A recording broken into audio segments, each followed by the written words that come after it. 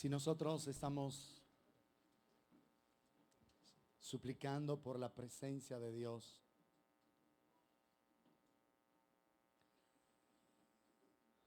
el propósito de que Él se manifieste en medio de nosotros es que su poder toque las vidas, los corazones, su poder transforme todas las circunstancias a nuestro alrededor.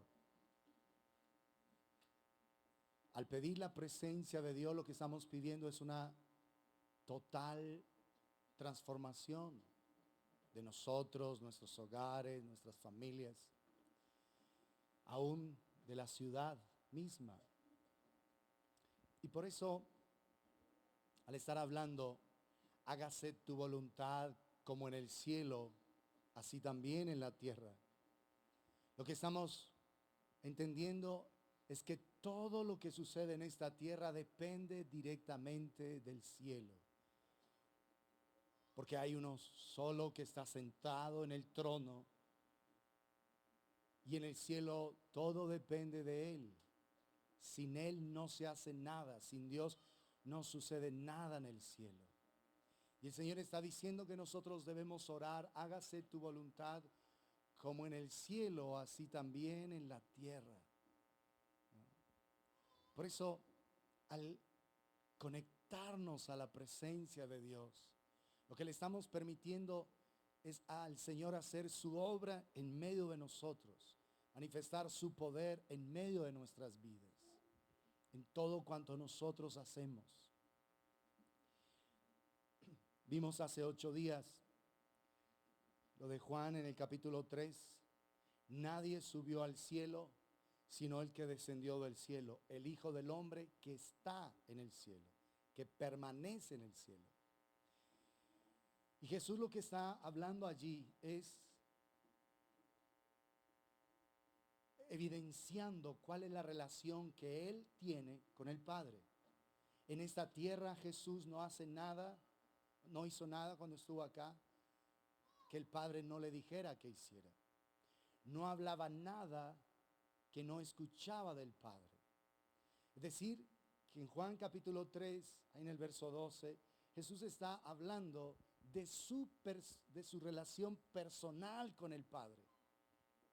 Y cómo cada lugar donde Él estaba era transformado por la presencia de Dios. Entonces, al estar deseando que la presencia de Dios llene cada lugar donde nosotros estamos, debemos ser conscientes que esa es primeramente la voluntad de Dios y que esto ha sido revelado en las Escrituras como el deseo de Dios para nosotros. Vamos al libro de Génesis, en el capítulo 28, para que comprendamos cómo el Señor desea que su presencia se manifieste en medio de nosotros. Génesis capítulo 28. El contexto del pasaje es el momento donde Jacob, el hijo de Isaac, tiene que huir después de que fraudulentamente ha tomado la bendición de su padre. ¿Recuerdan? Se hizo pasar por Esaú, se fingió otro y recibe la bendición. Así que Esaú se llena de ira y lo quiere matar. Y él tiene que salir al exilio. ¿Recuerdan eso? Muy bien. Y en el verso 10 dice lo siguiente. Salió pues Jacob de Berseba y fue a Harán. Y llegó a un cierto lugar y durmió allí, porque ya el sol se había puesto. Y tomó de las piedras de aquel paraje y puso a su cabecera y se acostó en aquel lugar. Recuerden, él está huyendo de su hermano, que le quiere bajar la cabeza. Y soñó. Y he aquí una escalera que estaba apoyada en tierra y su extremo tocaba en el cielo. y he aquí ángeles de Dios que subían y descendían por ella. Y he aquí el Señor estaba en lo alto de ella, el cual dijo: yo soy el Señor, el Dios de Abraham tu padre y el Dios de Isaac. La tierra en que estás acostado te la daré a ti y a tu descendencia. Será tu descendencia como el polvo de la tierra, y te extenderás al occidente, al oriente, al norte y al sur, y todas las familias de la tierra serán benditas en ti y en tu simiente.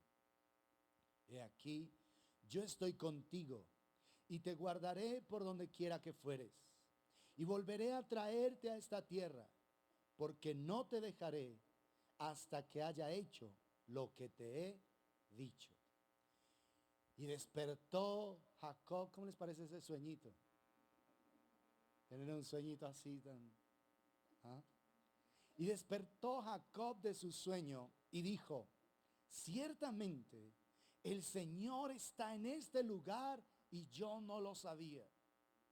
Y tuvo miedo y dijo: cuán terrible es este lugar. No es otra cosa que casa de Dios y puerta del cielo. No es otra cosa que casa de Dios y puerta del cielo. Esta es la primera vez en las Escrituras que se menciona la casa de Dios.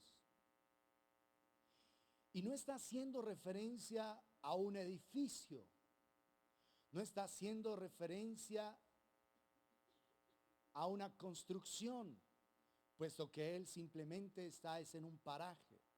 Él va camino a Harán y duerme en ese lugar, un lugar que se llamaba Luz, y él le cambió el nombre por Betel, casa de Dios, puerta del cielo.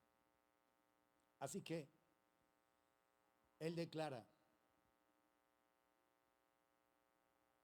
cuán terrible es este lugar, es decir, cuán tremendo es este lugar, qué asombroso, dice la Nueva Versión, es este lugar.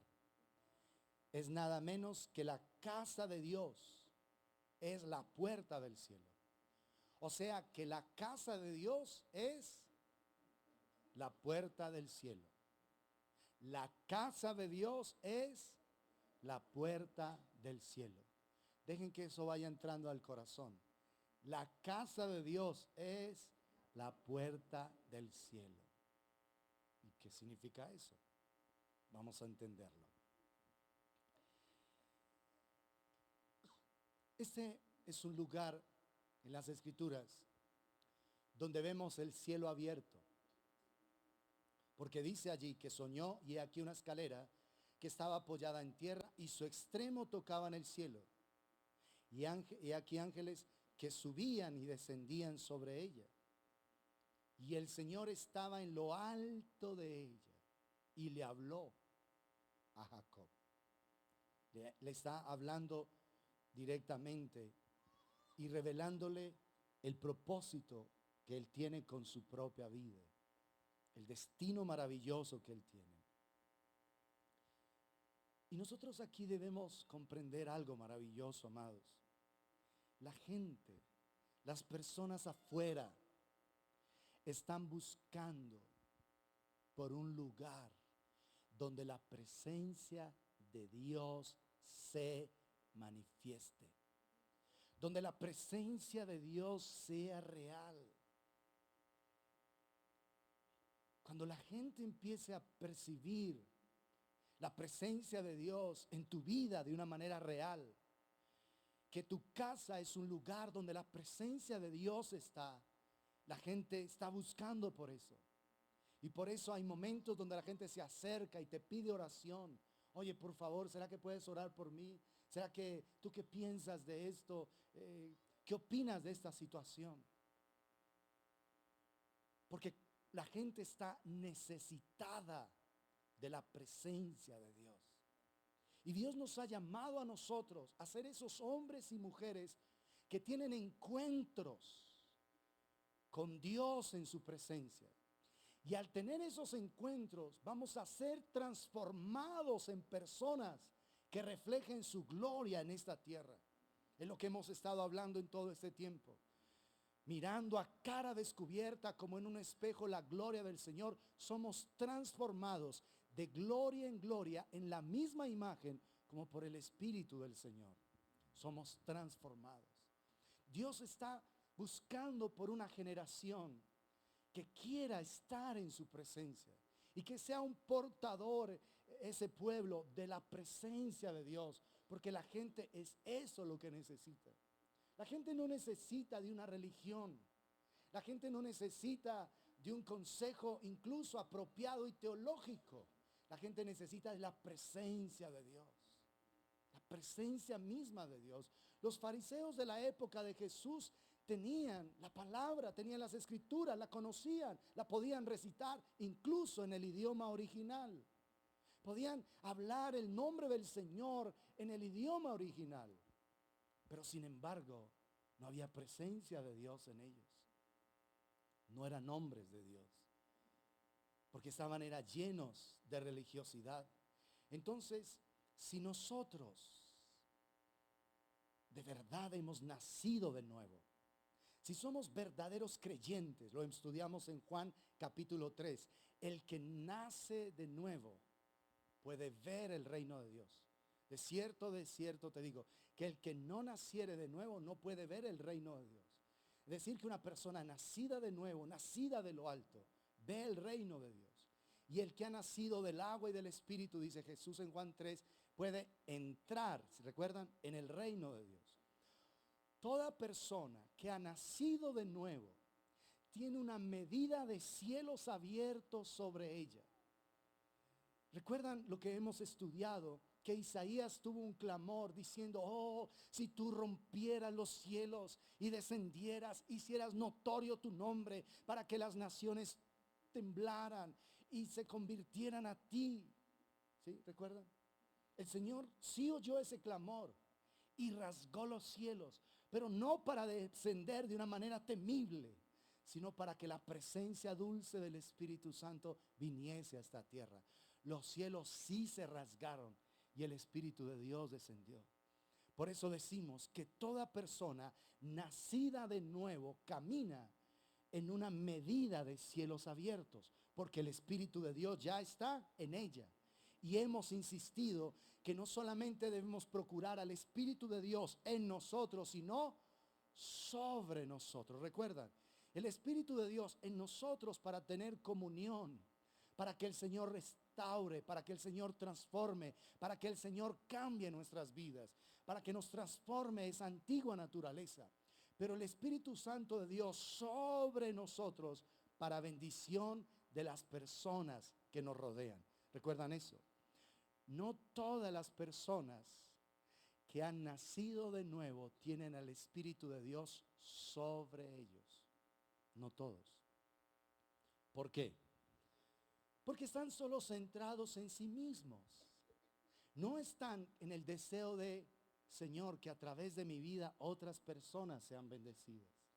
No están en la actitud de: Señor, bendíceme para que yo sea bendición. ¿Sí me hago entender?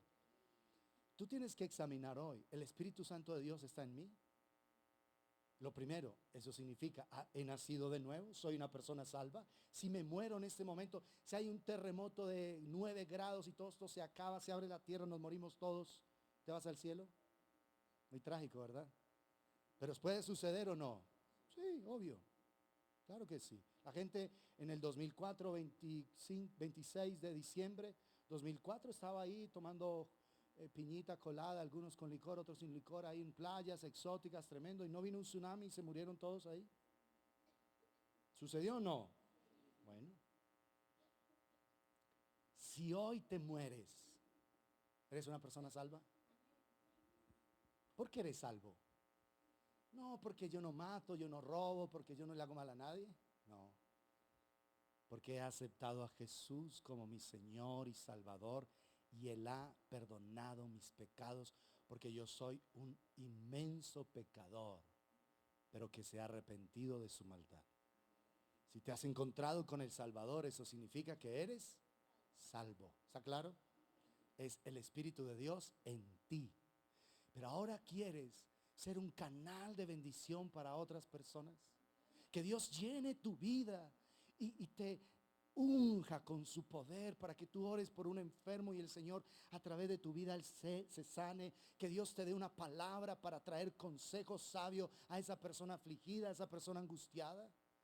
Tú quieres tener palabra de Dios para bendecir a otros. Eso significa el Espíritu de Dios sobre ti. ¿Estamos claros? Entonces examínate. ¿Eres nacido de nuevo? Un nacido de nuevo no practica el pecado. O sea, un nacido de nuevo no es un marihuano, por ejemplo. Así de sencillo. Un nacido de nuevo no es un borracho, no es un adúltero. Un nacido de nuevo no es un fornicario. Un nacido de nuevo no es una persona adicta a la pornografía. ¿Estamos claros? Los nacidos de nuevo no practican el pecado. Somos pecadores, pero no practicamos el pecado. ¿Ven la diferencia? Una cosa es que en un momento dado te dé enojo y digas cosas que no debiste. Eso no significa que no seas salvo. Significa que estabas en la carne, no en el espíritu. ¿Sí? Ahora, si todos los días dices cosas necias, asegúrate de haber nacido de nuevo. ¿Sí estamos? Un nacido de nuevo no practica el pecado. Tiene la naturaleza de pecado, pero no es dominado por ella. ¿Está claro? ¿Sí o no? ¿Por qué están callados hoy? ¿Está claro, sí o no? Ah, bueno. Muy bien. Ahora, cuando hemos nacido de nuevo, el Señor se lleva toda esa suciedad del corazón. La amargura, el odio, los resentimientos, la depresión. Porque el problema de la depresión, que hablamos hace 8 días, es que una persona deprimida está expuesta a la opresión demoníaca. Por eso es que la gente que se deprime hoy está de un modo y mañana de otro. O puede tener variaciones en su estado de ánimo en el mismo día. Se levanta como un sol de verano y a la tarde está como una tormenta de invierno, como un huracán tremendo. ¿Por qué eso? Por eso es que los psiquiatras diagnostican a esas personas como bipolares, que están de un lado y de otro. ¿Sí? Usualmente hay opresión demoníaca y usualmente la gente que se deprime está llena de amargura. Es la realidad. Hay dolor en el corazón. Y ese dolor le impide tener paz, tener gozo en su vida. Entonces, para que la depresión desaparezca, la persona en primer lugar tiene que conciliar su dolor. Puede ser un dolor que traigamos desde niños, que fuimos maltratados, que fuimos abusados, tuvimos una adolescencia y una juventud complicada, herimos gente, nos hirieron a nosotros. Esa persona con amargura sencillamente tiene dolor que no ha digerido, que no ha discernido en la presencia de Dios. Porque está bien, hemos vivido cosas difíciles, pero es el pasado. Vamos a dejar que el poder de Dios redima nuestro pasado. ¿Para qué vamos a seguir arrastrando con el lastre del pasado? ¿Qué es que yo no tenía zapaticos? ¿Qué es que mi papá me amarraba? ¿Qué es que mi papá me daba rejo? Me cogía como con un zurriago y como un animal. Bueno, sí, está bien, pero mira, sobreviviste. Y hay que perdonar eso. No puedes seguir viviendo en el pasado. ¿Qué es que mi esposo era un hombre así, así? Sí, pero ya no está, ya se fue. Perdónalo, libera tu corazón. No, que es que mi esposa hizo esto y yo por eso me entregué a la pena, al dolor, me volví un tipo tan difícil, tan necio. Pero tu esposa está, no, se fue con otro. Bueno, ya. Ya se fue, ¿ya qué hacemos? ¿Vas a seguir amargado por eso? No, ya, suelta, ya se fue. Ya ella pecó, ya no peques tú. ¿Estamos claros? Pareciera sencillo, pero amados, es que nuestra liberación costó la sangre de Jesús en la cruz del Calvario. Para que tú seas libre, Jesús fue hecho pedazos en la cruz. Así que es para nosotros sencillo, sí, pero no es que lo sea, porque Jesús pagó el precio para que pudiéramos ser libres de todo nuestro pasado. Así que no hay razón. Si estás deprimido, busca al Señor. Estás triste, como apagadito, como amaneciste con cara de pocos amigos, ve a la presencia de Dios. Señor, ¿qué me pasa? ¿Por qué estoy así? Quítame este manto. Hay gente con un luto permanente en el corazón. Y Él vino, dice Isaías, a ordenar que a los afligidos de Sión se les dé óleo de gozo en lugar de luto, manto de alegría en lugar de espíritu angustiado. Una persona en la presencia de Dios, aunque tenga problemas, debe estar gozosa, debe estar en paz. Lo estudiamos el miércoles. Porque aún los momentos difíciles son una expresión del amor de Dios para nosotros. Hay que entenderlo de esa manera. Él lo permite, pero para bendecirnos, para limpiar nuestro corazón. Entonces no hay razón a por qué estar amargados y resentidos. ¿Qué sí podemos hacer? Venir a su presencia y tener una palabra de Dios. Oírlo, Señor, háblame. Dame una palabra para esta situación que estoy viviendo. Dime, Señor, cómo tú ves esto. Porque ustedes piensan que en el cielo hay crisis. ¿El reino de Dios se enfrenta alguna vez a una crisis? Como que el Señor diga, uy, tantos problemas, 7.500 millones de gente en la tierra. Eso está muy grave. ¿Tú piensas de Dios así? Si la Biblia dice, hágase tu voluntad como en el cielo, así también en la tierra. En el cielo no hay crisis. ¿Nosotros tendríamos que vivir en ellas? ¿Qué dicen ustedes? No. Entonces vamos a buscar una palabra. Vamos a buscar de la boca de Dios un consejo. Señor, ¿cómo estás viendo esta situación? Y aunque tú estés viendo que la situación es compleja, es difícil, solamente cree a lo que Dios te ha dicho. En la Biblia hay un ejemplo de esto que estoy diciendo. Recuerden cuando Dios le dijo a Elías que orara para que no hubiera lluvia sobre la tierra, ¿recuerdan? Y no llovió por 3 años y medio. No hubo lluvia en esa época. ¿Se imagina la angustia que vivió toda la nación? Luego el Señor le dice a Elías, ve y muéstrate acá. Entonces Elías sube al monte y empieza a orar. Señor, va a venir la lluvia. Y manda a su criado y lo envía para que él esté mirando hacia el horizonte en la costa del mar Mediterráneo, mirando en el horizonte. Lleva 3 años y medio sin llover. ¿Se imagina cómo está el cielo?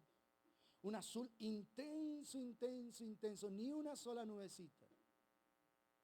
Y entonces el siervo de Elías sube y mira y se desciende otra vez donde está Elías y le dice, no veo nada. Entonces Elías le dice, vuelve otra vez. Entonces el otro vuelve y sube, mira, nada. Oye, ¿qué pasó? Nada. Sube 7 veces. Entonces iba, tercera vez, nada, Elías.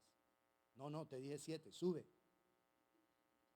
A la 7ª vez, él en el horizonte, miren cómo tiene que estar él observando tan detenidamente que en el horizonte ve una nube del tamaño de la mano de un hombre en el cielo. ¿Usted imagina eso?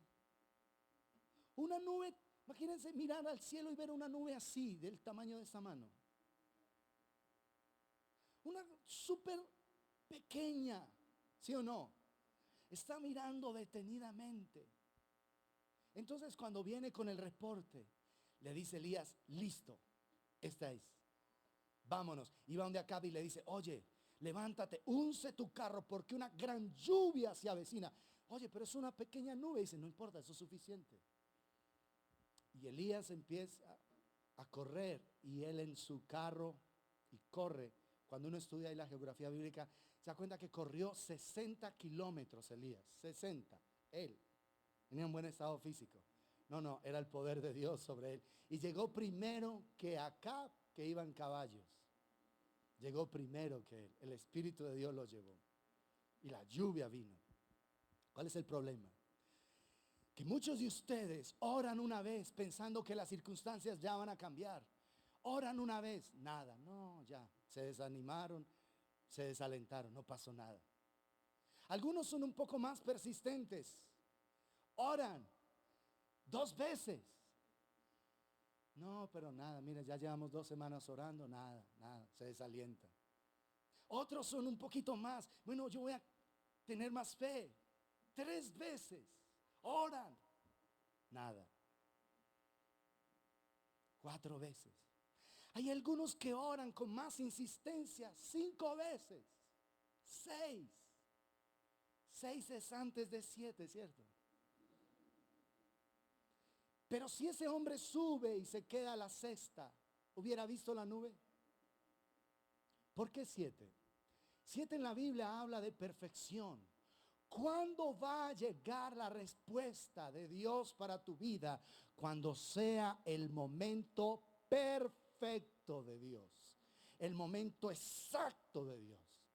Lo que pasa es que no te puedes desalentar. Si Dios ya te dio una palabra, tú vas a creer y te vas a mantener en esa palabra.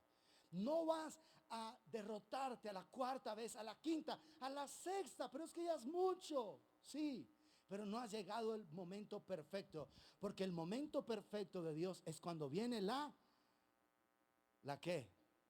La respuesta. Ese es el momento perfecto. Pero eres tú de los que persistes cuando Dios te ha hablado una palabra, de los que persistes en creer en lo que Dios te ha dicho. No, vea, yo oro por mi esposo, nada peor, vea, ya se consiguió, fue otra. ¿Y sabe qué? Más bonita que la anterior. Pero Dios, ¿qué te ha dicho Dios? No, que él va a ser un siervo de Dios. No, y un siervo de Dios ahora vea, con una 20 años menor que yo y más bonita que la anterior. ¿Cuál siervo de Dios? Te puedes ir al piso. Pero si Dios ha dicho, no importa que al principio no veas nada. No importa que al principio ores 3 veces y nada sucede. ¿Qué es lo que está pasando? Que mientras tú estás orando, Dios está fortaleciendo tu vida. Dios está fortaleciendo tu ser interior. De tal manera que ese hombre, cuando subió la primera vez, no fue el mismo que cuando descendió. Cuando subió la segunda vez, ¿fue el mismo? No, algo estaba pasando, algo estaba sucediendo. Por eso necesitas ir a la presencia de Dios por una palabra. Una sola palabra de la boca de Dios es suficiente para que todas las circunstancias a tu alrededor cambien. Pero una vez Él te la diga, créela y mantente en ella. Una vez. Nada, 2 veces, 4, 5, 6, hasta que llegue el momento perfecto de Dios. Yo todavía estoy subiendo al monte, orando por mis sobrinos. Yo tengo una palabra de Dios, de hecho Dios se las dio a ellos mismos. Dios le habló a mi sobrina Daniela y se le apareció, la llevó al cielo y le habló siendo una niña, a ella misma. Dijo, tú irás por las aldeas, ella no olvida esa palabra, y hablarás de mi nombre. A Felipe el Señor se le apareció en un sueño, bajó temblando, le temblaba la boquita cuando llegó donde mi mamá. Decía, el Señor me dijo que yo soy su siervito. Él mismo lo llamó y tembló esa noche ese niño. Al día siguiente, cuando él me contaba a mí, todavía lloraba del impacto que tenía. Yo tengo esa palabra. Y estoy subiendo al monte, porque ahora todavía no estoy viendo el cumplimiento de esa palabra. Pero yo sé que va a llegar el momento perfecto de Dios, donde mis sobrinos glorificarán el nombre de Dios, porque Dios así lo ha dicho. Aunque ahora no lo vea, aunque ahora todavía está distante, yo lo creo, porque Dios lo ha dicho. La boca de Dios lo ha hablado. Ni siquiera fue a mí. A ellos mismos el Señor se les apareció. Y ahora yo estoy yendo al monte. Estoy viendo en el horizonte nada. Nada, nada, nada.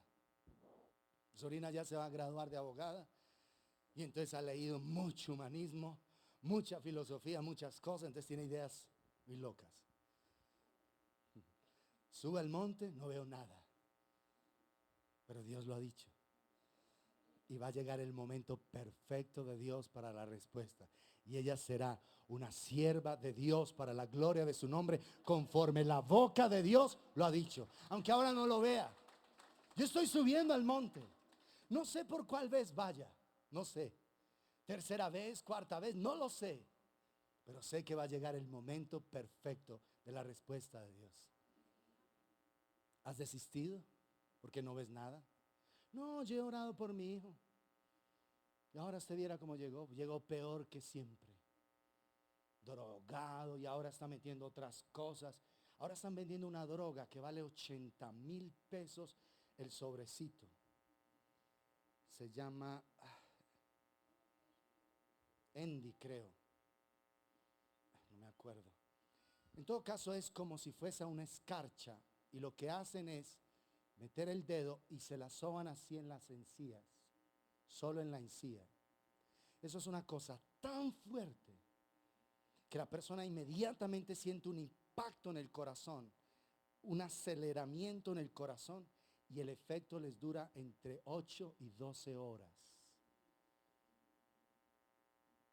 Es una cosa pero salvaje. Creo que es Sandy, no me acuerdo el nombre exactamente. Un chico que ha consumido eso me lo habló a mí, me contó su testimonio y qué es lo que ha estado pasando. Y cuando ellos les pasa ese efecto, la situación es tan tremenda que inmediatamente tienen que volverlo a hacer. No son capaces de estar sin esa cosa. Es tan infernalmente adictivo, pero tan infernalmente, y vale 80,000 pesos. O sea que eso es el costo diario que tienen que pagar. 80,000 pesos. ¿Se imagina cuánta plata tiene que tener una persona para sostener ese viciecito? 80,000 diarios. Y solamente es ponerse eso en las encías. Untan el dedo ahí y se lo pasan en las encías. Es todo lo que hacen. Es una cosa terrible. Pero así tu hijo llegue así con ese Endy. Creo que es Endy. Endy. No porque ya haya probado, cuidado. Lo buscó ahí en internet. Sí. Así esté probando esa asquerosidad del mismo infierno. Si Dios ha dicho que Él es un siervo de Dios, tú vas a creer en eso y no te vas a desalentar.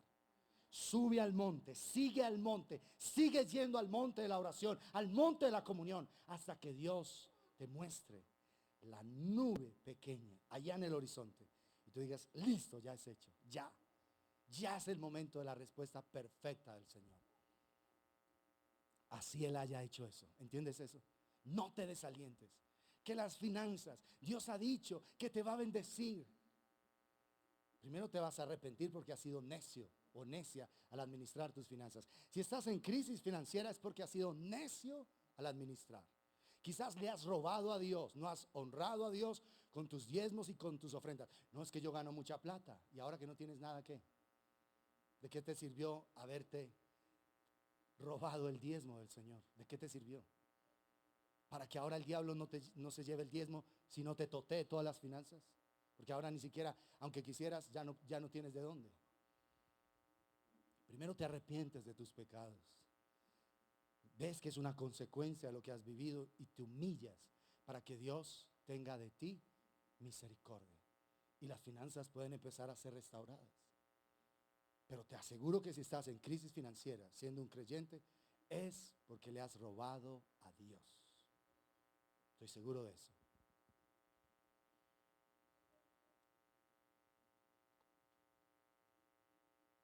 La otra cosa es que si tú vienes a la presencia de Dios por una palabra, Señor, hago este negocio, no lo hago. Dime, Señor. Dame certeza, Padre. Si le preguntas a Dios y no hay respuesta, entonces no te metas a hacer el negocio. Espera. Porque es que un no de Dios también es respuesta. O una espera. Si tú le consultas a Dios y no escuchas nada de la boca de Dios, entonces quédate quieto, frénate. Porque seguramente ese negocio no es de Dios. ¿Cuánta plata te ahorrarías? ¿Cuántos negocios dejarías de que salieran adelante, que no fracasaran si escucharas la voz de Dios? Si vinieras, porque como tú confías es en tu lógica racional, especialmente querido hombre, esa es tu debilidad, confiar en tu lógica racional. Y para oír a Dios tienes que apagar esa voz, tienes que apagarla. A veces confías en las circunstancias. ¿Cuánta gente, aún cristiana, metió plata en las pirámides? Yo le hice una advertencia aquí a la iglesia sin tener luz completamente de lo que había pasado. Pero un día les hablé un miércoles, hablando de situaciones de eso de las pirámides y toda la cosa, eso recién, ¿no? Y todo el mundo dice, no, pues sí, mire, yo metí 50 y me gané 100, ahora voy a meter los 100 para sacar 200. Y cuando cogieron los 200 dijeron, no, meto los 200 y pierdo todo. Eso fue lo que pasó. Yo les había advertido.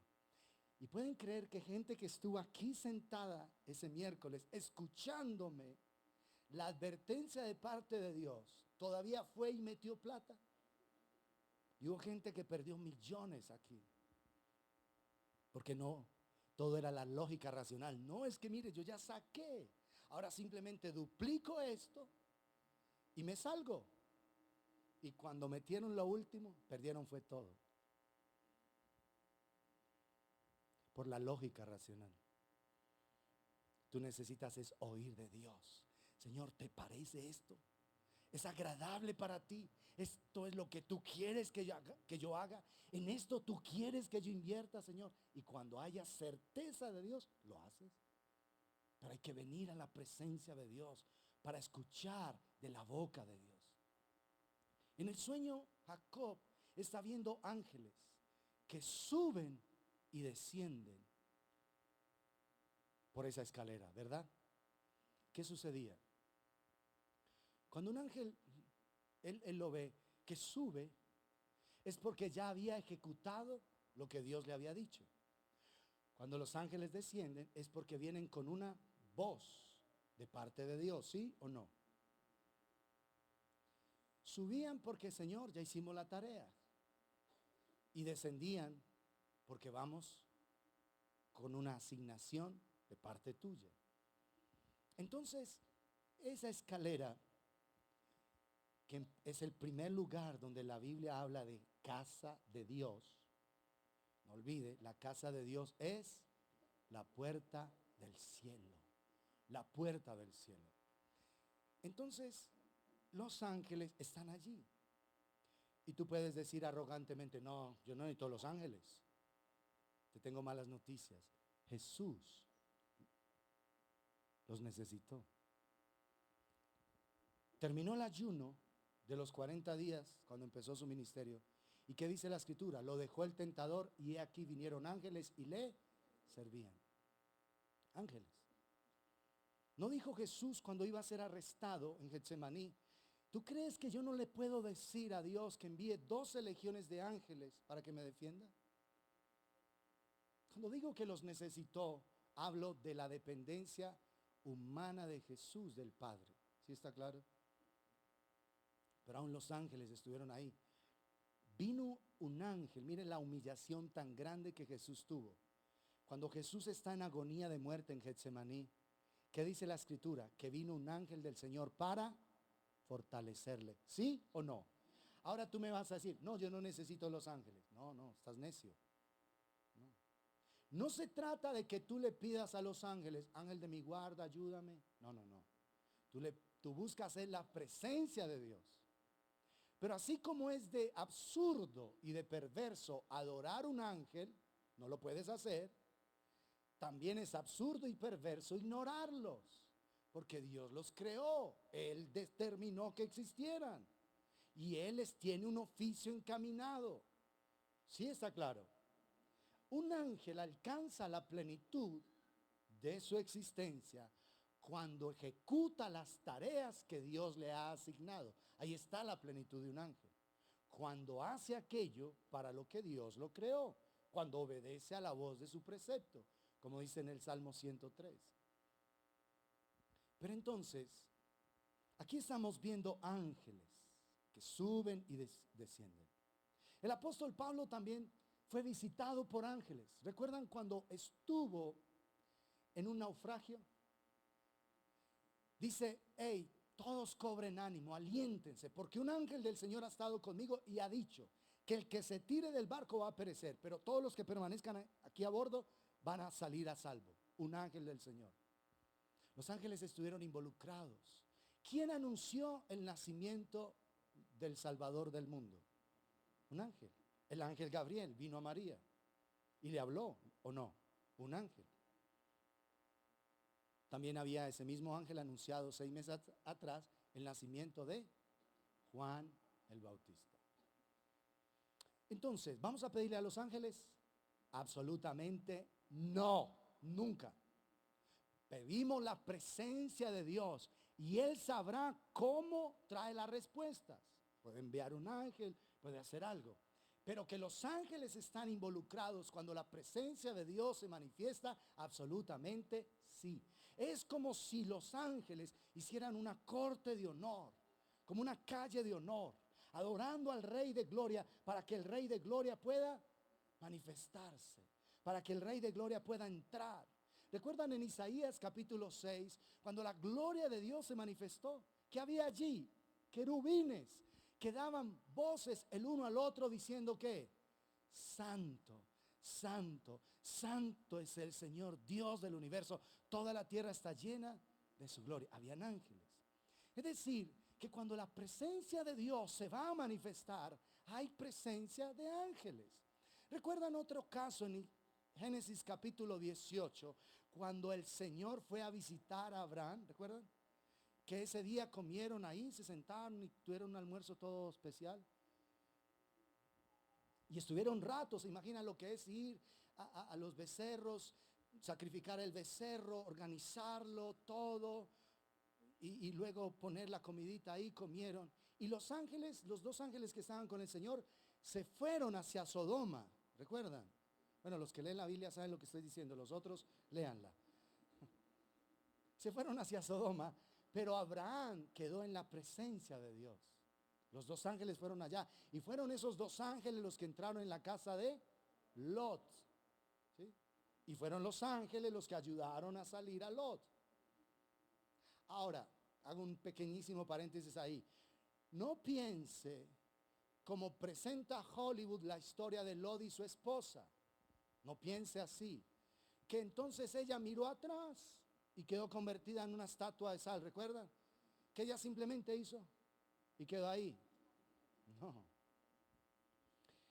El asunto fue que Dios trajo un fuego del cielo y los estudiosos, arqueólogos han visto que lo que Dios hizo fue que abrió una brecha en ese lugar y hubo una erupción volcánica pero terrible. Y cayó, o sea, se abrió y cayó el fuego y azufre sobre las personas, y lo que quedó de ellas fueron solo las sales minerales. Cuando dice que quedó convertida en estatua de sal, no la piense como que eso es lo que presenta Hollywood, que ella miró y como que ahí quedó. No, fue tanto la incandescencia del fuego que consumieron los cuerpos y quedaron fue montoncitos de las sales minerales, como si hubiese habido una explosión atómica. Cierro el paréntesis para que usted no piense más como Hollywood. No todo lo que Hollywood presenta en ese sentido es real. Ángeles allí. Entonces, amados, ¿por qué estamos hablando de esto? Porque Dios ha abierto los cielos y nosotros tenemos la posibilidad de acercarnos a Él por la sangre de Jesucristo. Y cuando Dios manifiesta su presencia, usualmente hay ángeles que vienen a ministrar en los lugares para que la presencia de Dios se pueda manifestar. Entonces, si los cielos están abiertos y Él ve ángeles en esa escalera que suben y descienden, ¿sí? Ellos están oyendo la voz del Padre. Y al oír la voz del Padre en su presencia, vienen y ejecutan en la tierra lo que Él ha dicho. Vienen y traen el mensaje que el Padre en su presencia les ha hablado. ¿Sí? Ahora, vamos a Juan capítulo 1 para que entendamos profundamente esto.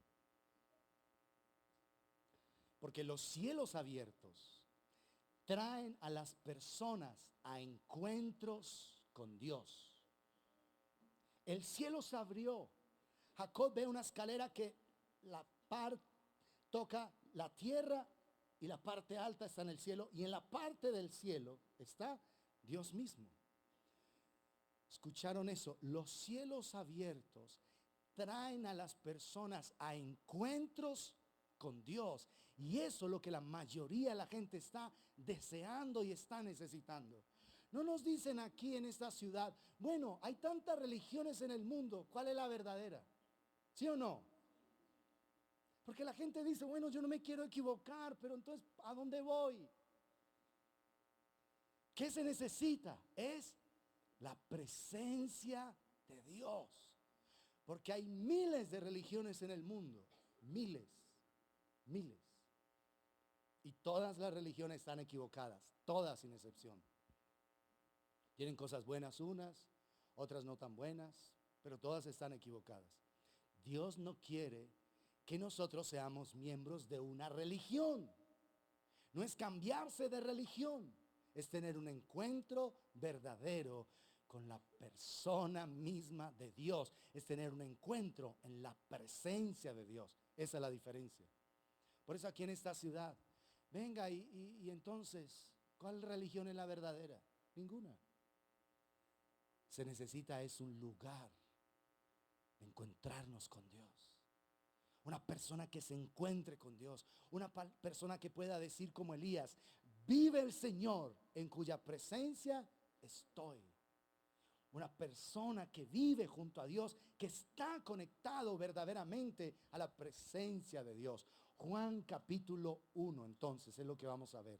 Verso 1.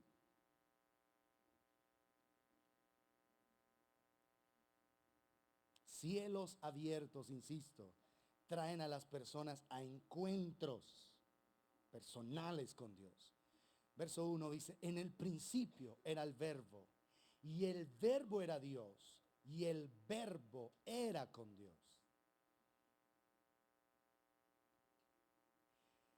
Este era en el principio con Dios. Todas las cosas por Él fueron hechas, y sin Él nada de lo que ha sido hecho fue hecho. En Él estaba la vida, y la vida era la luz de los hombres. La luz en las tinieblas resplandece, y las tinieblas no prevalecieron contra ella. Verso 14. Y aquel verbo, la palabra, fue hecho carne y habitó entre nosotros. Y vimos su gloria, gloria como del unigénito del Padre, lleno de gracia y de verdad. La escritura declara allí en el verso 14, y aquel verbo, aquella palabra fue hecha carne, se hizo hombre y habitó. Esa palabra habitó es la palabra en el griego para declarar, fijó su tabernáculo, tabernaculizó en medio de nosotros, es decir, estableció su morada, su habitación en medio de nosotros. ¿Está claro esa parte? Por eso Él es Emanuel, Dios con nosotros, Dios con nosotros. Él es nuestro Emanuel. La presencia de Dios descendió a esta tierra y fijó su habitación, fijó su morada en medio de nosotros los seres humanos. Entonces, si la Biblia dice, y el verbo se hizo carne y habitó entre nosotros, lo que está diciendo es que la palabra se hizo carne y se convirtió en la casa de Dios entre nosotros. En la casa de Dios, en medio de nosotros. Y aquí entonces estamos viendo que ese cuadro que Dios le dio a Jacob en el Antiguo Testamento, en Génesis capítulo 28, que los cielos se abrieron y había una escalera que permitía no solo que los ángeles subieran y descendieran, sino que en la parte alta estaba el Señor y dijo: yo soy el Señor, el Dios de Abraham, tu padre, el Dios de Isaac. También esa escalera permitía que el Dios Todopoderoso pudiese descender a esta tierra, ¿sí o no? Y en Jesús se cumple que Él se hizo hombre y fijó su habitación, su tabernáculo en medio de nosotros, su morada en medio de nosotros. Es decir, que Jesús es la casa de Dios aquí en la tierra, ¿sí o no? Es el que evidencia completamente la presencia de Dios. Ahora, vayan ahí adelante en el verso 43.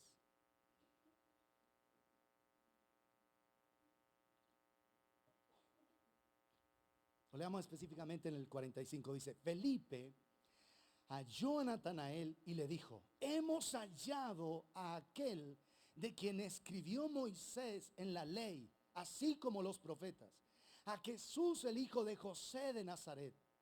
Natanael le dijo: ¿de Nazaret puede salir algo de bueno? Le dijo Felipe: ven y ve. Cuando Jesús vio a Natanael que se le acercaba, dijo de él: he aquí un verdadero israelita en quien no hay engaño. Y empieza el Señor a tocar el corazón de Natanael. Le dijo Natanael: ¿de dónde me conoces? O sea, ¿cómo sabes quién soy yo? Respondió Jesús y le dijo: antes que Felipe te llamara, cuando estabas debajo de la higuera, te vi. Respondió Natanael y le dijo: Rabí, tú eres el Hijo de Dios, tú eres el Rey de Israel. Esa expresión, cuando estabas debajo de la higuera, es una expresión que se usaba en la época de Jesús para hacer referencia a personas que salían a meditar en las Escrituras. En esa época, recuerden, la gente no podía tener una Biblia como la nuestra. Eran rollos, pergaminos, y eran demasiado costosos. Así que lo que hacía la gente era memorizar la Escritura. Un niño, para que piensen en esto, un niño, cuando era presentado a los 12 años en el Bar Mitzvah, recuerdan que Jesús fue a Jerusalén en el templo a los 12 años, porque a los 12 años era la mayoría de edad y era la primera vez que un niño podía leer la Torá públicamente. Ahí se declaraba la mayoría de edad en ese sentido. Un niño a los 12 años, cuando se consagraba para Dios, sabía todo el Pentateuco de memoria. Los 5 libros del Pentateuco los conocía de memoria. Los salmos mesiánicos los recitaba de memoria. Salmos como el 22 los sabían de memoria. Conocían pasajes enteros de las Escrituras y los recitaban de memoria, usualmente donde hacían referencia al Mesías que habría de venir a los 12 años. Sabían los 5 libros primeros de la Biblia de memoria. Saben los niños eso hoy día, ¿cierto? Nuestros hijos saben todo eso de memoria. Claro, es que en esa época no había televisión. No se podían a perder el tiempo los niños ahí. No había celular, no había computador. Entonces ellos escuchaban las Escrituras de labios de sus padres permanentemente. Imagínense saber todo el Pentateuco de memoria, desde Génesis 1:1 hasta el último versículo de Deuteronomio, de memoria. Salmos enteros. Entonces, esta expresión, cuando estabas debajo de la higuera, te vi, lo que hace referencia es a que Natanael estaba meditando en las Escrituras en ese momento, específicamente en ese pasaje de Génesis capítulo 28. Por eso le dijo: he aquí un verdadero israelita en quien no hay engaño. ¿Cuál es el pasaje previo al capítulo 28 allí? El engaño que había tenido Jacob, ¿recuerdan eso? Y por eso el Señor le dice, he aquí un verdadero israelita en quien no hay engaño. Y él le dice, Rabí, ¿de dónde me conoces? Antes que Felipe te llamara, cuando estabas debajo de la higuera, te vi. En ese momento estaba Natanael solo con Dios. Dios y Natanael, Natanael y Dios. Nadie más sabía. ¿Cómo así? Nadie sabía que yo estaba en esas. Rabí, tú eres el Hijo de Dios, le dice. Tú eres el Hijo de Dios. Tú eres el Rey de Israel. O sea, tú sabías lo que yo estaba meditando. Tú sabías lo que yo estaba escudriñando las escrituras. Tú lo sabías. Y Jesús le dice, no, no, no. Porque te dije, te vi debajo de la higuera, ¿crees? Cosas mayores que estas verás. Y ahora le dice, y de cierto, y le dijo, de cierto os digo, que de aquí en adelante veréis el cielo abierto. ¿Cómo? ¿El cielo qué? Abierto. Y ángeles de Dios que suben y descienden sobre el Hijo del Hombre.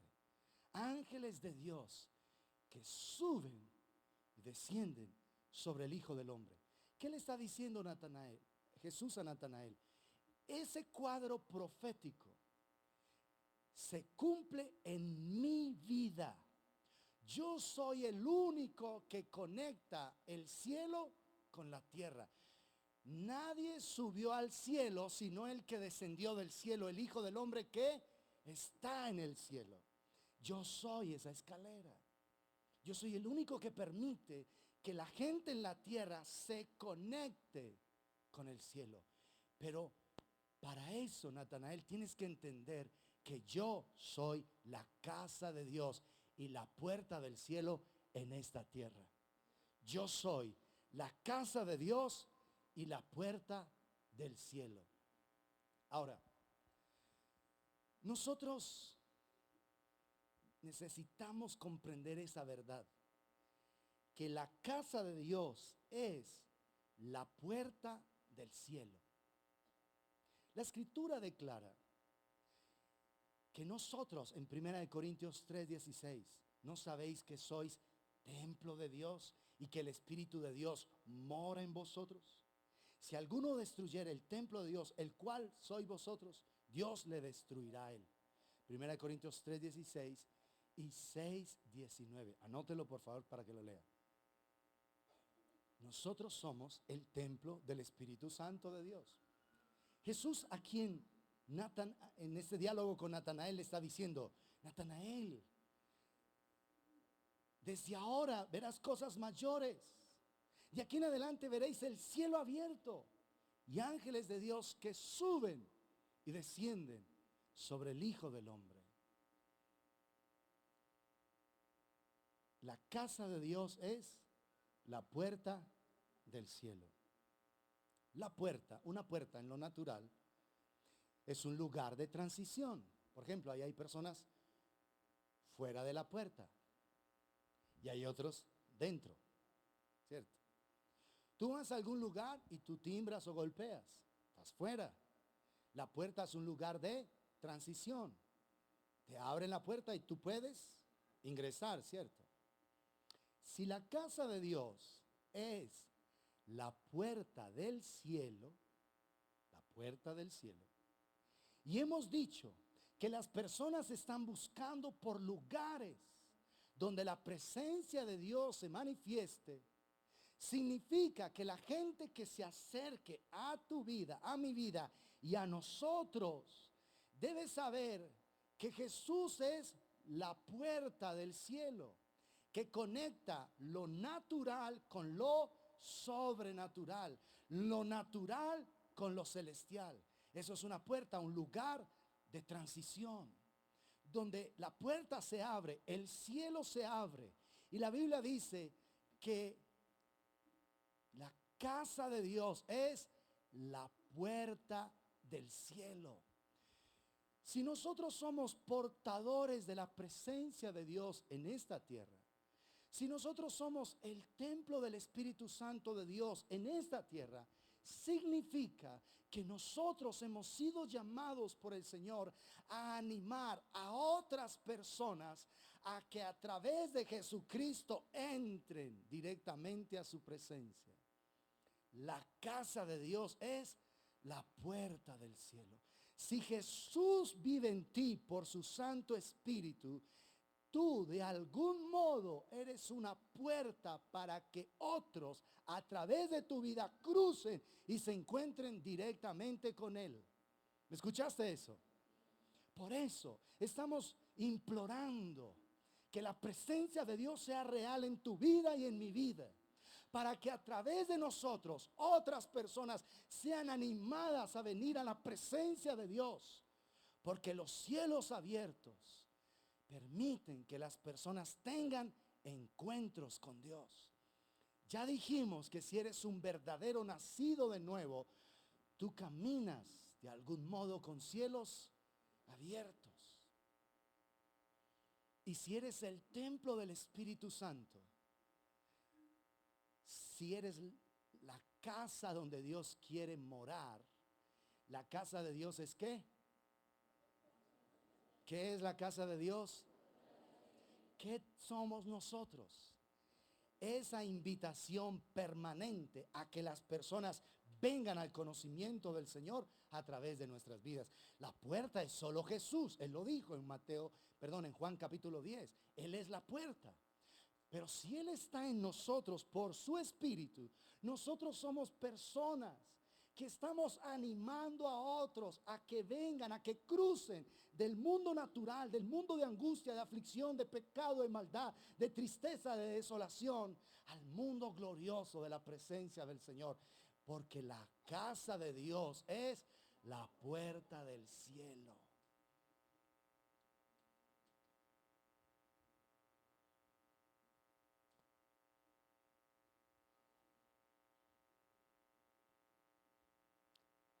Repítelo ahí al interior de tu corazón. La casa de Dios es la puerta del cielo. Jesús es el camino, la verdad y la vida. Nadie va al Padre sino por mí. Él es la puerta. Pero si Jesús está en ti y se está manifestando la presencia de Dios en tu vida, tú eres una invitación permanente del Señor para que otros lo conozcan a Él a través de tu vida. Cuando oras por una persona y el Señor te llena con su presencia para bendecir a esa persona y que el Señor haga un milagro en ese momento. Cuando el Señor te unge con una palabra de sabiduría, oye, por favor, no hagas esto, mira esto, y le adviertes a esa persona. Luego la persona dice, uy, no, qué lindo, gracias por lo que me dijo, gracias. Si yo hubiera hecho eso, hubiera sido un problema tremendo, gracias. Un consejo de Dios.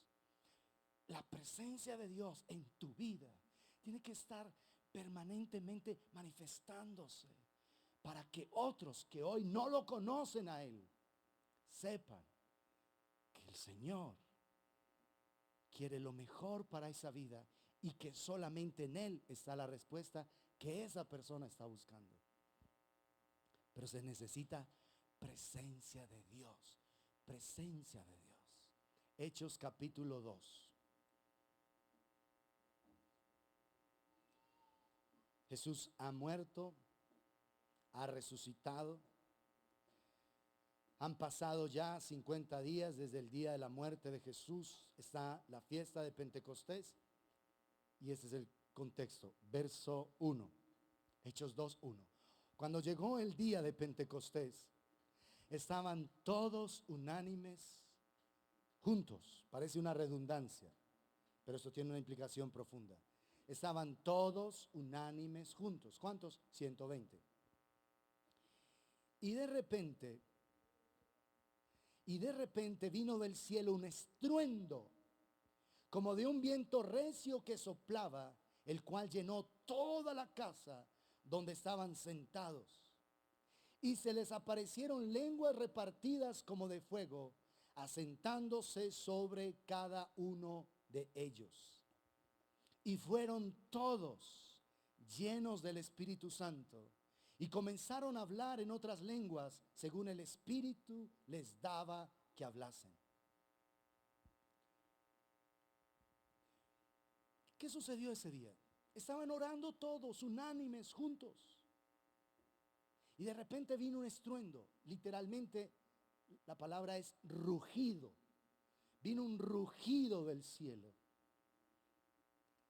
Como de un viento recio, un viento sopló con poder el viento allí, el cual llenó toda la casa, y se les aparecieron lenguas repartidas como de fuego. Es decir, que hubo que viento y fuego, viento y fuego. Y luego fueron todos llenos del Espíritu Santo. Viento y fuego, viento y fuego. Vamos a ver Hebreos capítulo 1. Pero no pierda de vista viento y fuego. Vamos a leer Hebreos 1. Está hablando de la preeminencia del Hijo, de la grandeza del Hijo, ¿no? Y que el Hijo no es un ángel, es el Hijo de Dios. Porque está hablando en el verso 13. Dice, pues ¿a cuál de los ángeles dijo Dios jamás, siéntate a mi diestra hasta que ponga a tus enemigos por estrado de tus pies? Y va a describir a los ángeles. ¿No son todos espíritus ministradores? ¿A qué hace referencia a espíritus ministradores? A los ángeles. ¿No son todos espíritus ministradores enviados para servicio a favor de los que serán herederos de la salvación? ¿Quiénes son los herederos de la salvación? ¿Nosotros o no? Sí. ¿Qué hacen los ángeles? Son enviados por el Padre a servicio en favor de nosotros, los que somos herederos de la salvación. ¿Estamos claros ahí? Pero miren cómo describe los ángeles. Verso 7. Ciertamente de los ángeles dice, el que hace a sus ángeles espíritus y a sus ministros, ¿qué? Llama de fuego. La Nueva Versión dice de la siguiente manera.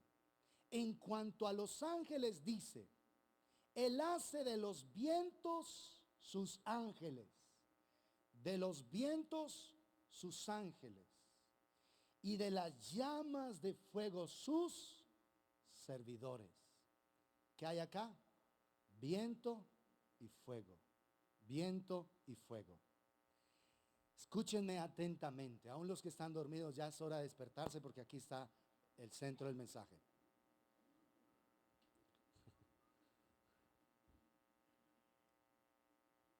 Escúchenme.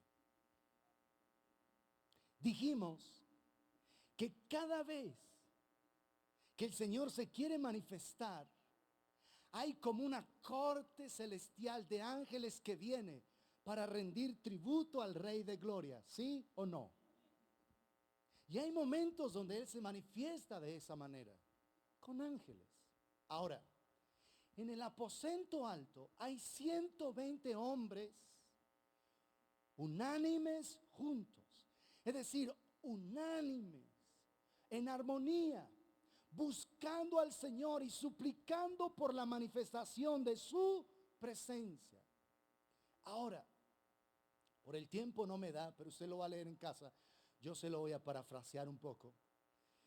Cuando sucedió eso, la gente en Jerusalén empezó a reunirse en torno al lugar donde ellos estaban. Eran las 9 de la mañana, dice allí, cuando Pedro levanta el discurso.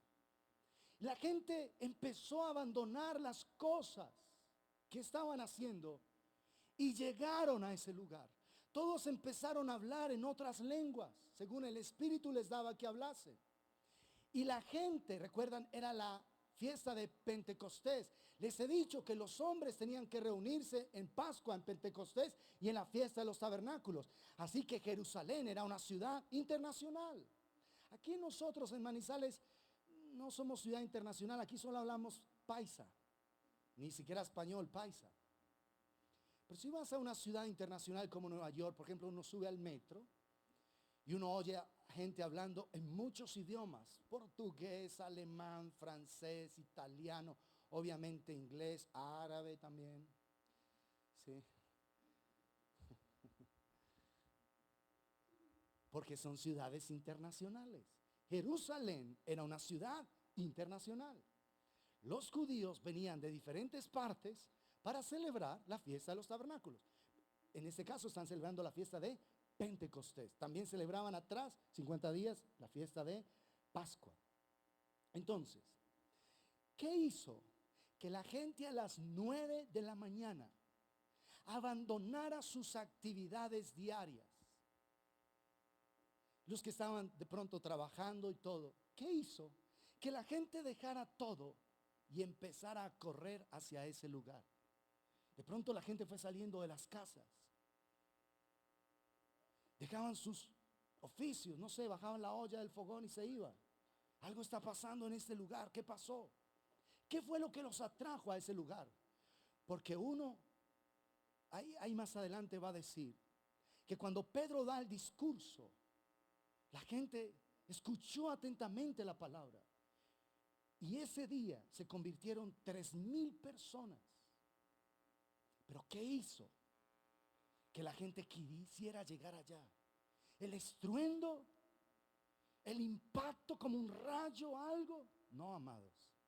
Lo que hubo ese día fue que el aliento de Dios vino sobre esas 120 personas. El aliento de Dios llenó a esas 120 personas y empezó una manifestación de la presencia misma de Dios en ese lugar. Y una ciudad que 50 días atrás había crucificado al Mesías.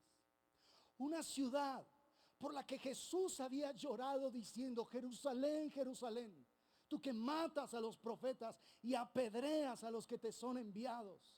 ¿Cuántas veces quise juntarte como la gallina junta sus polluelos debajo de sus alas y no quisiste?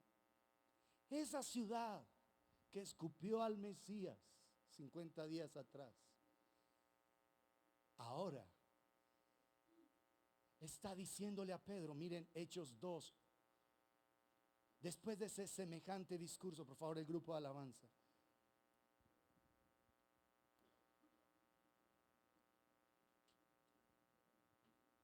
Al oír esto, se compungieron de corazón esa multitud y dijeron a Pedro y a los otros apóstoles: varones hermanos, ¿qué haremos? ¿Qué tenemos que hacer para ser salvos? Pedro les dijo: arrepentíos y bautícese cada uno de vosotros en el nombre de Jesucristo para perdón de los pecados, y recibiréis el don, la gracia del Espíritu Santo. Porque para vosotros es la promesa, y para vuestros hijos, y para todos los que están lejos, para cuantos el Señor nuestro Dios llamare. Y con muchas otras palabras testificaba y les exhortaba diciendo: sed salvos de esta perversa generación. Así que los que recibieron su palabra fueron bautizados y se añadieron aquel día como 3,000 personas. Y perseveraban en la doctrina de los apóstoles, en la comunión unos con otros, en el partimiento del pan y en las oraciones. Escúchenme. Esas llamas de fuego y ese viento recio, ángeles que vinieron al lugar a hacer una corte de honor para que la presencia de Dios llenara el corazón de esos 120 hombres, personas que habían allí, porque también habían mujeres, estaba hecho María allí. ¿Me entienden eso? Una corte del cielo, viento y fuego. Y descendió el Espíritu de Dios y se levantó en ellos y a través de ellos una adoración tan hermosa por la presencia del Señor, que la gente empezó a ser atraída por la presencia de Dios a ese lugar. A tal punto fue la manifestación del poder de Dios que ya no tuvieron que tirar la red para atrapar los peces. Los peces empezaron a saltar al bote y a decir qué tenemos que hacer para ser salvos. ¿Qué tenemos que hacer para alcanzar la salvación? Escúchenme, amados y amadas del Señor. Cuando hay un pueblo que unánimemente esté buscando la presencia de Dios, un pueblo que unánimemente esté deseando la presencia de Dios, los cielos se han abierto porque Jesús los abrió. Esa unanimidad en el corazón de ese pueblo va a permitir que la presencia de Dios se manifieste de tal manera que aún la atmósfera de una ciudad pueda ser cambiada, de una ciudad pueda ser tocada. Una ciudad que 50 días atrás había escupido al Mesías. Una ciudad que 50 días atrás había despreciado al Mesías. Una ciudad que había menospreciado al Rey de la Gloria. Ahora está diciendo, ¿qué tenemos que hacer para ser salvos? ¿Qué tenemos que hacer? Y 3,000 personas se añadieron ese día. Pero no fue un encuentro emocional, porque dice la Escritura que ellos perseveraban en la doctrina de los apóstoles, en la comunión unos con otros, en el partimiento del pan y en las oraciones. Perseveraban, ¿entiendes? No fue nada emocional. La presencia de Dios se manifestó y miles fueron atraídos hacia esa presencia. Miles fueron atraídos a estar con el Señor.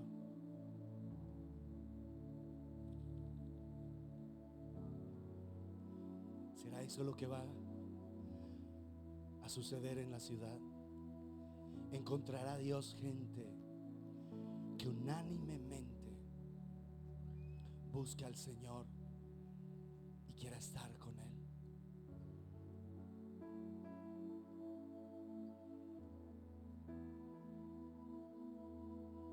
¿Serás tú de aquellos que te vas a unir a otros, a suplicar solo por su presencia y a decir, manifiéstate en medio de nosotros, Señor? Manifiéstate en medio de nuestras vidas.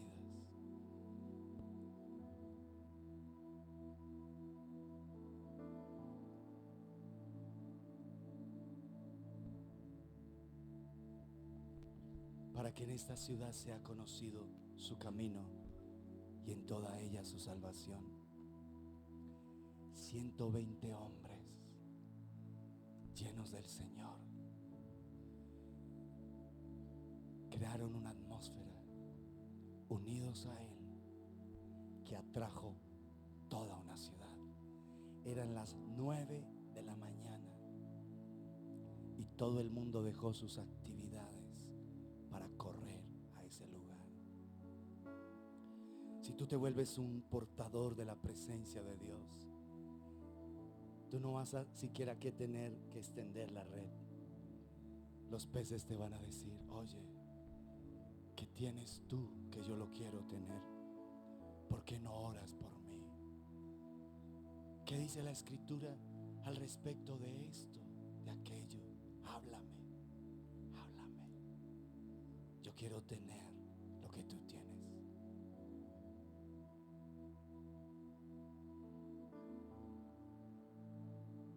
Porque Jesús es el cumplimiento de ese sueño profético que tuvo Jacob. Yo no sabía que este era un lugar tan maravilloso. No es otra cosa que la casa de Dios y es la puerta del cielo. Cuando la presencia de Dios llene nuestros lugares, llene nuestros hogares, cuando la presencia de Dios llene este lugar completamente, la gente va a querer estar donde el Señor está. La gente va a querer experimentar el poder de su presencia. Pero se necesita gente que unánimemente clame por la presencia de Dios. No por un día, por una emoción. Ellos por esos 10 días estuvieron buscando la presencia de Dios.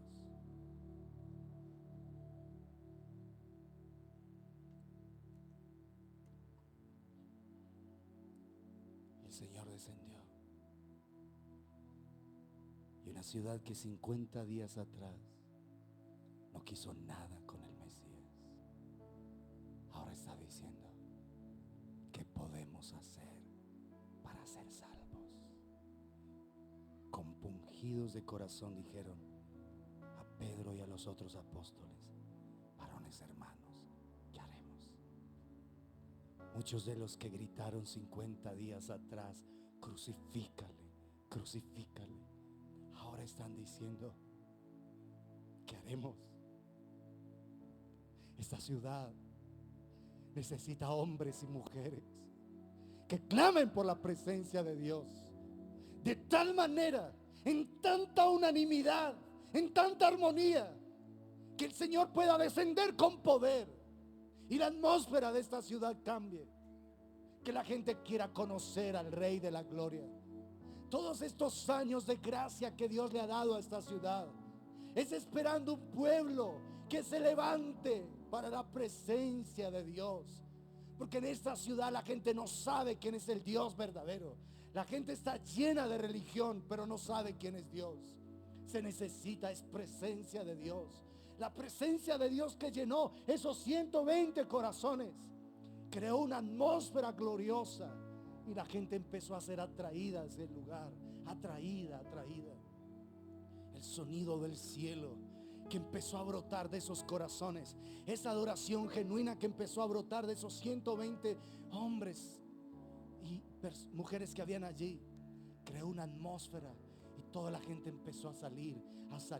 Usted se puede imaginar que son 3,000 personas de toda la que había, que se bautizaron confesando que Jesús es el Señor del universo. 3,000. ¿Cuántas más habían? ¿Cuánta gente se reunió? En torno a 120 personas. ¿Entiendes eso? Si la presencia de Dios se manifiesta en medio de nosotros, amados, la gente va a saltar al bote. Tus compañeros van a decir: oye, no me aguanto más. Dime qué tengo que hacer y yo lo voy a hacer. Dime dónde tengo que ir. Dime qué tengo que leer. Porque yo no quiero más esta vida. No quiero más seguir en esto. Pero se necesita unanimidad, ¿entiendes? Se necesita un clamor por la presencia de Dios en cada uno de nuestros corazones. Un deseo intenso de llénanos, Señor. Queremos tu presencia. Queremos tu presencia. Queremos tu presencia en nuestras vidas, nuestros hogares, nuestras familias, nuestra congregación. Cuando eso se dé, la gente va a querer tener al que tú tienes. Va a querer venir al que tú has venido. Pero si ahora te ven como un religioso más, como un fariseo, que dices una cosa y haces otra, ¿cómo vas a ser una persona codiciable? Para que la presencia de Dios se manifieste, amados, se necesita integridad. No contristamos al Espíritu, ni tampoco lo apagamos. Corazón limpio. El nacido de nuevo no está practicando el pecado, porque quiere la presencia de Dios. ¿Por qué no piensas un poco sobre eso? Han pasado solo 50 días. Estaban felices burlándose de Jesús en la cruz 50 días atrás. Ahora esa misma ciudad, la misma, está diciendo: ¿qué haremos? Y 3,000 personas se volvieron al Señor de todo corazón. ¿Entiendes eso? Pidámosle juntos a Dios por su presencia. Pídele a Dios que llene tu vida de su presencia y que la presencia de Dios llene estas reuniones. Porque Manizales no sabe quién es el Señor. Manizales ha oído de oídas quién es Dios, pero no lo conoce. Por eso hay tanta maldad y tanto pecado en esta ciudad, tanta religiosidad que le ha hecho tantísimo daño a esta ciudad. Pero sí, nosotros somos como esos 120 humillados en su presencia, diciendo: ven, Señor, llénanos, porque ya la escalera ya no es una escalera, ya es una persona. Jesús conecta el cielo con la tierra y a través de Jesús venimos a tu presencia. Manifiéstate en medio de nosotros y permite, Señor, que haya llamas, que haya un viento recio, que hayan ángeles en medio de nosotros, permitiendo una corte celestial para que el Rey de Gloria venga, para que el Rey de Gloria se sienta exaltado, para que el Rey de Gloria venga en medio de nosotros. Que su presencia sea la realidad de nuestras vidas. Te ruego que cierres tus ojos un momento y examines tu corazón en la presencia de Dios. Examínate. ¿Qué cosas le pueden estar impidiendo a Dios manifestar su presencia en tu vida? ¿Qué cosas de pecado, de maldad puedas estar haciendo que le impida a Dios venir a llenarte? Si tú no tienes unanimidad para este clamor por la presencia de Dios, pídele a Dios que te pongas a sentir, que haya presencia de Dios en tu casa, que haya presencia de Dios en tu trabajo. Vamos, esta ciudad necesita la presencia de Dios. Sin la presencia de Dios nadie sabrá quién es el Rey de Gloria. Jesús estuvo allí, fue menospreciado, pero ahora la manifestación de su presencia los atrajo a Él. 3,000 gentes, y más adelante en otro discurso son 5,000 que se vuelven al Señor. Porque cuando hay presencia de Dios, los corazones duros son pulverizados en el poder de su amor. Padre, yo ruego en el nombre de Jesús que nos limpies a cada uno de nosotros de todo lo que pueda estar impidiendo la manifestación de tu presencia. Que nos limpies, oh Dios de gloria, a cada uno de nosotros, Señor. Oh Dios, porque queremos tu presencia en nuestras vidas. Queremos tu presencia llenando lo profundo de nuestro ser y manifestándose en nosotros y a través de nosotros, Padre de gloria. Tu presencia cubriendo lo profundo de nuestro ser, bendito Dios de la gloria. Porque queremos ver tu gloria, queremos ver tu poder en medio de nuestras vidas. Queremos ver la manifestación de tu presencia en medio de nosotros. Si hay presencia tuya, donde está el Espíritu del Señor, allí hay libertad. Si hay presencia, los corazones cautivos van a ser libres. Si hay presencia tuya, los corazones afligidos serán consolados. Si hay presencia tuya, los cuerpos enfermos serán sanados. Si hay presencia tuya, los demonios van a tener que abandonar esas vidas. Señor Dios Todopoderoso, tu presencia es lo que estamos pidiéndote, Padre. Es lo que estamos suplicando en medio de nosotros, Señor. Que nuestros hogares sean una manifestación de tu presencia. Que nuestras reuniones sean reuniones de tu presencia, Padre de gloria. Por tu gracia, Señor, nosotros lo pedimos, amado de gloria, en el nombre de Jesús. En el nombre de Jesús. Por eso pedimos, Padre, que nos permita ser portadores de esta gloria tuya. Porque la casa de Dios es la puerta del cielo. La casa de Dios es la puerta del cielo. La casa de Dios es la puerta del cielo. Y es lo que ahora necesitamos. Que tu presencia se manifieste y muchos te conozcan a través de nosotros, Padre. Danos esa bendita gracia, te lo rogamos en el nombre de Jesucristo. Oramos que nos